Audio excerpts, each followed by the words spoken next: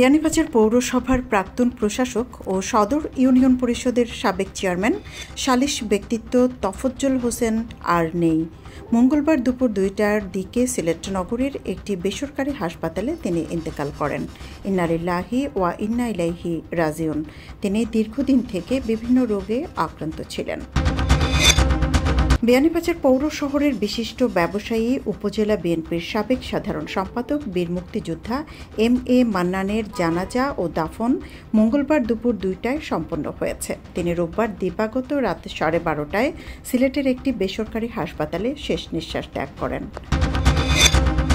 বিয়ানীবাজার উপজেলা পর্যায়ে 51তম জাতীয় গ্রীষ্মকালীন ক্রীড়া প্রতিযোগিতা অনুষ্ঠিত হয়েছে। সোমবার বালক বালিকাদের একক সাঁতার ও দাবা ও দলগত কাবাডি প্রতিযোগিতায় উপজেলার শ্রেষ্ঠত্ব অর্জন করে বাজিমাত করে আজাদ চৌধুরী একাডেমি। সিলেট শিক্ষা বোর্ডের নতুন চেয়ারম্যান হিসেবে প্রেষণে পদায়ন পেয়েছেন বিসিএস সাধারণ শিক্ষা ক্যাডারের কর্মকর্তা অধ্যাপক মোহাম্মদ জাকির আহমদ। মাধ্যমিক ও উচ্চ শিক্ষা অধিদপ্তরের বিশেষ ভারপ্রাপ্ত কর্মকর্তা অধ্যাপক মোহাম্মদ জাকির আহমদ মহিপাল সরকারি কলেজ ফেনীর অধ্যক্ষ পদে সংযুক্ত ছিলেন।